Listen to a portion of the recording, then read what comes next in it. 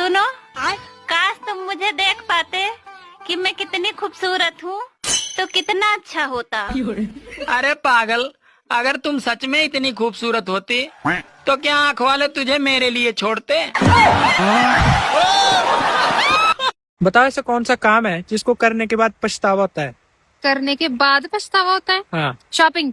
नहीं, शॉपिंग नहीं है। शॉपिंग के बाद ही होता है पछतावा, क्योंकि उसमें पैसे ज्यादा चले जाते हैं ना। नहीं, कुछ और है लेकिन। करने के बाद पछतावा होता है? हाँ। पता नहीं यार। समझ रहे हो?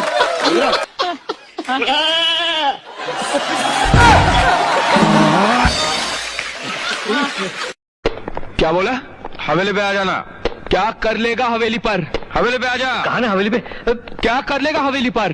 तू मुझे घुस खिलाएगा हवेली पे? अरे तेरे बड़े बड़े अफसर आते हैं हवेली पे, तू भी आ जाना। अरे मैं थूकता हूँ ऐसे अफसरों पर, थूकता हूँ।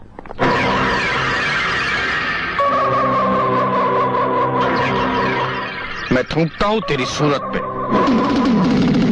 थूक कर दिखाऊं? हवेली पे आ जाना। सुनो जी, हाँ। मंदिर में पुरुष ही पुजारी क्यों होते हैं, औरत क्यों नहीं? अरे पागल, ताकि लोग भगवान पर ध्यान दे सके।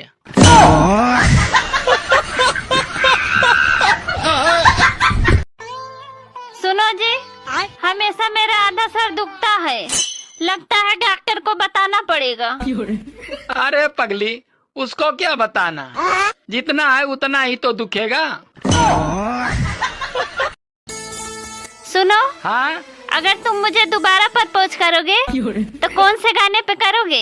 इतनी शक्ति हमें दे न दाता।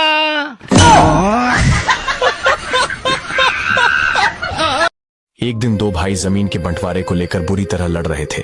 पिताजी पास ही बैठे थे, लेकिन हैरानी की बात यह थी कि वो जोर जोर से हंस रहे थे। दोनों बेटे चौंक गए और बोले, पापा हम झगड़ रहे हैं और आप हंस रहे हो, आपको क्या हो गया है? पिताजी मुस्कुराते हुए बोले, बेटा कल मेरे साथ चलो, मैं तुम्हें एक ऐसा खजाना दिखाऊंगा जो तुम सोच भी नहीं सकते। अगले दिन तीनों एक बस में सफर पर निकले। बस में सिर्फ 2 सीटें खाली थीं। एक बेटा बैठ गया और दूसरा कुछ देर तक खड़ा रहा। कई घंटों के सफर के बाद वे एक पुराने गांव पहुंचे। पिताजी दोनों बेटों को एक पुरानी और जर्जर हवेली के सामने ले गए। हवेली पूरी तरह से खंडहर बन चुकी थी। दीवारें टूटी हुई थीं, कबूतरों के घोंसले लगे थे और झाड़ियां उग आई थीं। पिताजी की आंखें भर आईं। उन्होंने कांपती आवाज में कहा, बेटा यही वो हवेली है जिसके लिए मैंने अपने सगे भाई से झगड़ा किया था। हम एक दूसरे की जान लेने पर उतारू हो गए थे। आखिरकार ये हवेली मुझे मिल गई। मेरा भाई विदेश चला गया। जाते जाते बस इतना कहा, तू ही रख ले ये मकान, लेकिन आज से मुझसे रिश्ता खत्म समझ। पिता की आंखों से आंसू रुक नहीं रहे थे। उन्होंने कहा, आज देख लो बेटा, ये हवेली खंडहर बन चुकी है। न मकान बचा न भाई, बस पछतावा रह गया। फिर उन्होंने बेटों की तरफ देखा और कहा, आज तुम दोनों भी उसी रास्ते पर हो। मकान तो रह जाएगा, लेकिन तुम एक दूसरे को खो दोगे, और जब होश आएगा तब सिर्फ दीवारें और सन्नाटा बचा होगा। इसके बाद पापा ने पूछा, बस की उस सीट को याद है जिस पर तुम थोड़ी देर के लिए बैठे थे?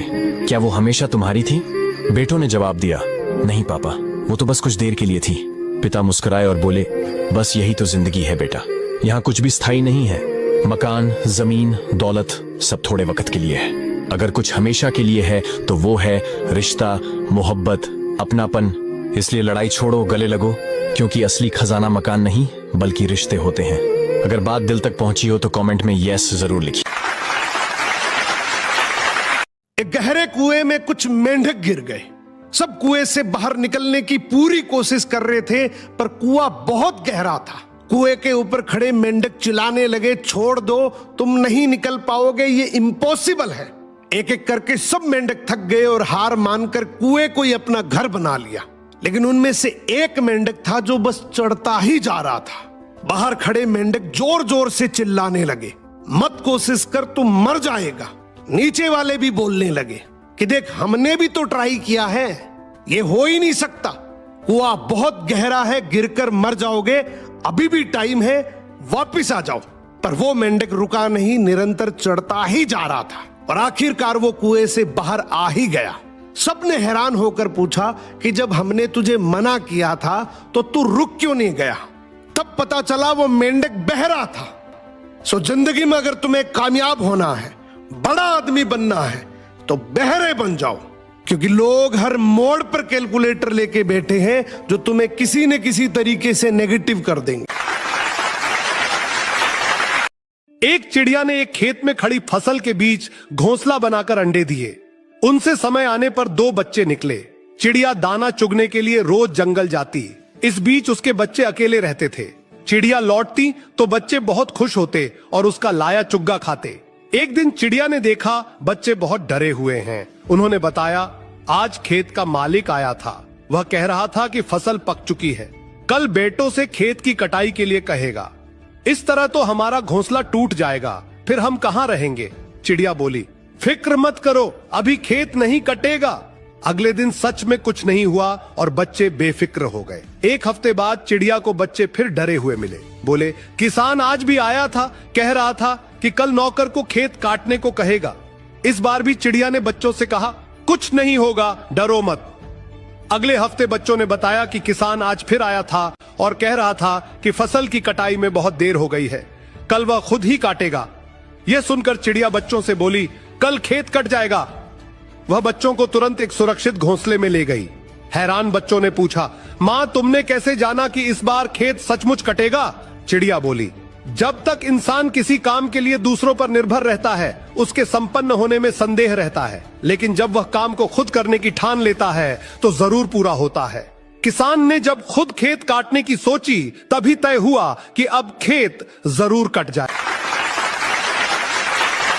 एक बूढ़ा आदमी और उसका बेटा गधे पर बैठकर किसी दूसरे गांव जा रहे थे। रास्ते में कुछ लोग मिले और बोले, देखो कितने अत्याचारी लोग हैं, बेचारे गधे पर 2-2 लदे हुए हैं, पैदल नहीं चल सकते। लोगों की बात सुनकर बूढ़ा आदमी गधे से नीचे उतर गया, पैदल पैदल चलने लगा। थोड़ी दूर चलने पर कुछ और लोग मिले और बोले, देखो क्या जमाना आ गया है, कितना निर्दयी बेटा है, खुद तो मजे से गधे पे बैठा है और बेचारे बूढ़े आदमी को पैदल चला रहा है। बेटा भी शर्मिंदा होकर गधे से नीचे उतर गया। अब दोनों बाप बेटे गधे के साथ साथ पैदल चल रहे हैं। जैसे ही अगले गांव पहुंचे कुछ लोग जोर जोर से हंसने लगे। देखो देखो कितने मूर्ख लोग हैं, गधा साथ होते हुए भी बाप बेटे पैदल चल रहे हैं, तो फिर गधा किस लिए रखा है, गधे पे नहीं चढ़ सकते। निष्कर्ष, जिंदगी में चाहे तुम कुछ भी कर लो, लोग तो हंसेंगे। इसीलिए कहते हैं, चढ़े को भी हंसेंगे, पैदल को भी हंसेंगे। लोगों के कहने पे चलोगे तो जिंदगी में कुछ नहीं कर पाओगे। अगर कोई मक्खी सब्जी तोलते वक्त तराजू पर बैठ जाए तो कोई ज्यादा फर्क नहीं पड़ता, लेकिन अगर वही मक्खी सोना तोलते वक्त तराजू पे बैठ जाए तो कीमत में लगभग 10,000 रुपए का फर्क आ जाता है। अगर तुम 4 ऐसे लोगों के साथ रहते हो जो महीने के लाखों कमाते हैं तो कुछ समय के बाद 5वें आप होंगे। एंड अगर तुम 4 ऐसे लोगों के साथ रहते हो जो बेरोजगार हैं तो यकीन मानो कुछ समय के बाद 5वें आप ही होंगे। सो हम कहां बैठते हैं, किसके साथ बैठते हैं, हमारी कीमत भी उसी आधार पर निर्धारित करती है कि हमारी संगत कैसी है।